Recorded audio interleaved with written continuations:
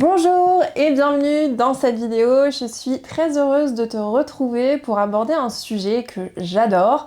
Dans cette vidéo, on va comparer deux instruments qui ont l'air relativement proches, mais tu vas le voir, en réalité, il y a pas mal de choses qui les distinguent. Donc on va aller observer dans quelle situation peut-être l'un est mieux que l'autre. Ça peut t'aider aussi à y voir plus clair, à savoir aussi peut-être vers quel instrument tu vas te diriger en premier, ou peut-être que ça va confirmer ta façon de les utiliser. Bref, je suis sûre que tu vas apprendre beaucoup de choses dans cette vidéo.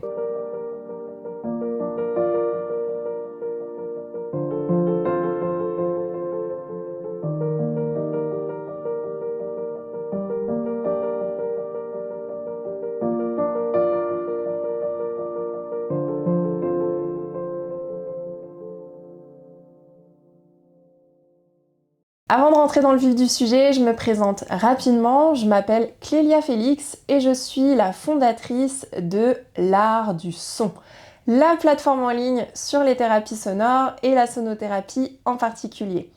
J'accompagne des milliers de personnes pour leur permettre de rencontrer quel est leur art sonore, quelle est leur magie sonore unique. Et d'ailleurs, sur cette chaîne YouTube, tu vas retrouver des conseils, des astuces, des partages, mais aussi des expériences sur la sonothérapie, tu t'en doutes, mais aussi sur le yoga du son, les thérapies sonores, la musique, les voyages sonores et plus largement toutes les choses qui nous permettent de créer, de cultiver une vie plus en conscience.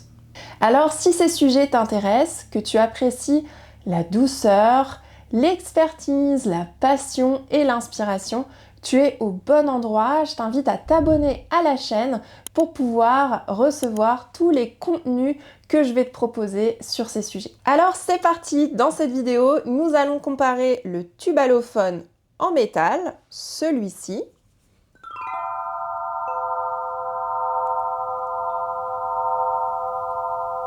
et le tube allophone en cristal.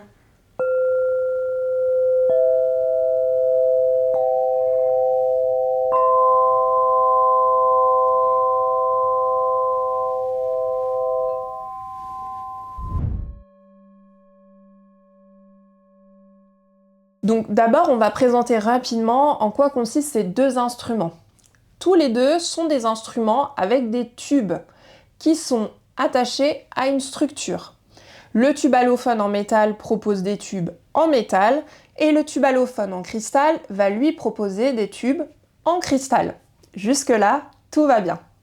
Le tube allophone en métal est légèrement plus ancien, enfin quand même un petit peu plus ancien que le tube allophone en cristal, puisqu'il aurait été créé autour de la fin du 19e siècle dans le cadre des orchestres symphoniques où on a voulu un petit peu imiter le son des cloches d'église. Chaque tube que vous voyez sur l'instrument, ça représente des cloches tubulaires, et donc voilà, c'est un instrument qu'on aurait plutôt créé dans le monde de la musique occidentale à cette occasion.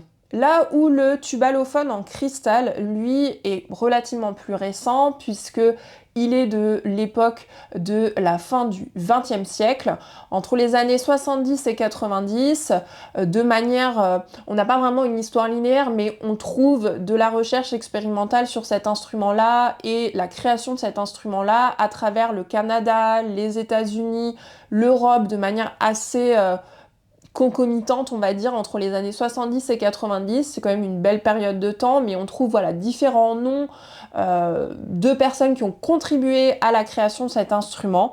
Si vous voulez un peu plus de détails sur l'histoire des instruments, et en particulier celui-ci, n'hésitez pas à me le dire en commentaire. Ce que je vous ai pas dit sur le tube allophone en métal, c'est que en fait on a cherché à imiter les cloches d'église, mais de manière beaucoup plus précise en termes de notes, mais aussi de manière plus pratique, parce que c'était beaucoup moins encombrant comme instrument, vous vous en doutez.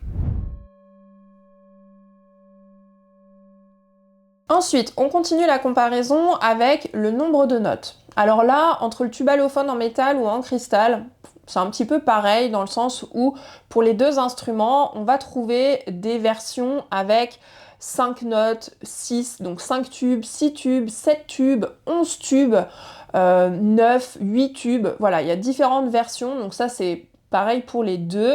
Vous pouvez même trouver un seul tube, donc une cloche tubulaire, soit en métal, soit en cristal, ça existe aussi. La différence, elle va vraiment venir même de la structure, où sur les tubes allophones en cristal, pardon, on va avoir une structure plutôt rigide, donc en bois, en plastique, etc. Alors que sur les tubes allophones en métal, on est vraiment sur une structure qui est souple, avec des fils qui vont relier les tubes, et on verra tout à l'heure que sur la manière d'en jouer et le type de vibration, ça aura un impact.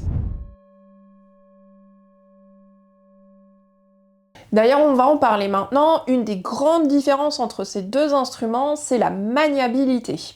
Sur l'instrument en cristal, déjà, on a un instrument qui est fragile. Donc de fait, on va être plus limité dans l'utilisation, forcément, puisqu'on va prêter très attention aux mouvements, à tout ce qu'on va faire. Donc en termes de praticité, c'est quand même beaucoup moins confortable que le tube allophone en métal.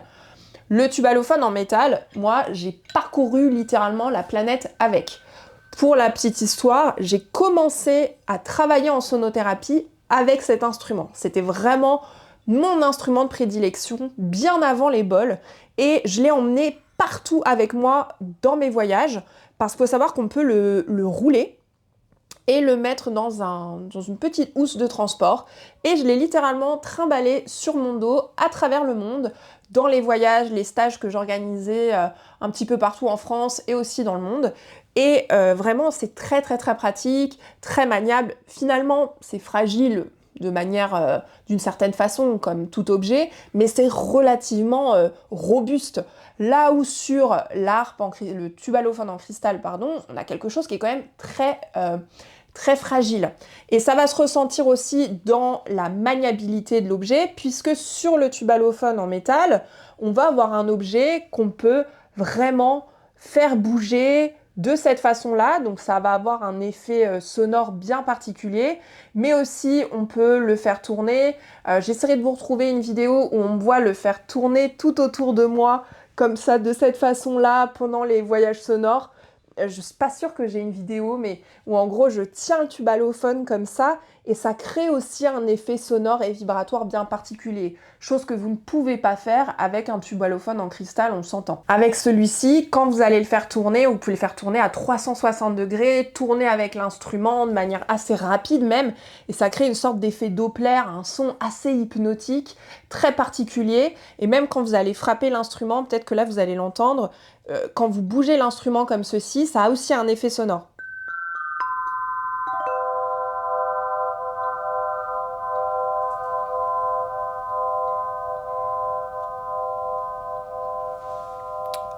Voilà. Donc ça va avoir un effet sonore en termes aussi de spatialisation, si je puis dire, que vous ne pouvez pas reproduire avec un tube allophone en cristal. Après, pour le cristal, il existe des versions plus maniables où en fait vous allez avoir juste un seul tube en cristal, comme une sorte de pendule qui est relié à un fil et que vous pouvez faire bouger comme ceci. Donc voilà, c'est un autre instrument en cristal, c'est pas la même chose, c'est pas la même vibration, mais ça peut aussi, je vous le dis comme ça, je vous donne l'info, ça peut aussi être utile si vous voulez avoir des tubes en cristal, cette vibration-là, de manière plus maniable pour vos séances ou vos déplacements. C'est intéressant de savoir que ça existe. Sachez que de manière générale, pensez à regarder sous les vidéos que je vous propose parce que je mets souvent des informations complémentaires ou des liens vers des boutiques, ce genre de choses. Donc n'hésitez pas à regarder sous les vidéos. Pour résumer, l'instrument en métal va être plus maniable, moins fragile, plus robuste, plus pratique finalement, alors que celui en cristal, à transporter, à balader, etc., c'est moins évident, il est fragile et on va aussi le jouer plutôt en le posant sur une structure stable et pas en se déplaçant et en faisant des hula hoop avec. Ensuite, il y a la puissance et l'intensité vibratoire, donc vraiment le type de son qu'on va produire. Là, vraiment, on va s'intéresser à l'intensité. Donc, pour ce qui est du tube allophone en cristal, donc j'ai mesuré ça avec un instrument qui écoute l'instrument, le son proposé et qui va mesurer en décibels l'intensité. Sur le tube allophone en cristal, je suis entre 70 à 90 décibels. Et sur le tube allophone en métal, je suis entre 60 à 80 décibels. On a une intensité qui est un peu moindre. Ça, on l'entend même à l'oreille sur le tube allophone en métal que sur celui en cristal.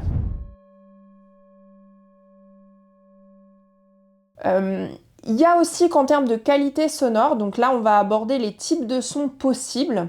Je vous ai montré le tube allophone en métal, on va avoir un son déjà qu'on peut moduler un petit peu plus, on va pouvoir produire des effets sonores en mettant en mouvement l'instrument un peu plus et plus librement, et de manière même un peu en faisant des mouvements plus rapides, etc. que le tube allophone en cristal. Il y a aussi que, de fait, c'est pas les mêmes matériaux, donc la vibration du métal et celle du cristal, ça n'a rien à voir. À la fois dans les effets, les perceptions, le type de vibration, à l'oreille, ça donne pas du tout la même chose. Sur le tube allophone en métal, on va avoir quelque chose d'un petit peu plus pointu, un petit peu plus directionnel, c'est pas le bon terme directionnel, mais quelque chose d'un petit peu plus pointu, d'un peu plus piquant, où on va avoir quelque chose d'un peu plus détonnant au moment de la frappe. Là où avec l'instrument en cristal, au moment de la frappe, on va avoir quelque chose de plus rond, de plus doux. Et de manière générale, le tube allophone en cristal, il a ce côté beaucoup plus enveloppant. Le son aussi a tendance à durer relativement longtemps en termes d'intensité. Alors sur le tube allophone en métal aussi, on n'est pas sur une variation qui est énorme, mais sur le tube allophone en métal, on va potentiellement avoir quelque chose on a une frappe assez intense, une petite montée et ça redescend. Sur le tube allophone en cristal, le son va durer relativement longtemps. Et plus on va jouer des tubes ensemble, plus on va avoir un son très enveloppant où les différentes fréquences des tubes vont venir se mettre ensemble et former vraiment un son très, encore une fois, enveloppant. Là où sur le tube allophone en métal, on va pouvoir faire des sons qui sont, eux, un peu moins enveloppants pour le coup, qui vont durer un petit peu moins longtemps. On aura moins cet effet même de largeur sonore, de remplir l'espace sonore avec moins de densité qu'avec celui en cristal.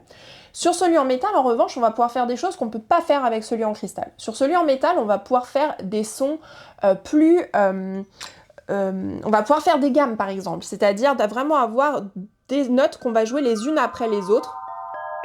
Chose qu'on ne peut pas faire avec le tube allophone en cristal. J'ai déjà expliqué dans une autre vidéo où j'abordais les points essentiels à connaître sur cet instrument, où je vous expliquais bien qu'on ne peut pas jouer deux notes rapidement l'une après l'autre sous peine de risquer de briser en fait le tube en cristal. Et donc ça, on peut le faire avec le tube allophone en métal et c'est quelque chose que j'adore, notamment avec cet instrument. C'est cette descente sonore, ou cette montée sonore d'ailleurs, très fluide, un petit peu comme un rideau de lumière, de pluie, de couleurs.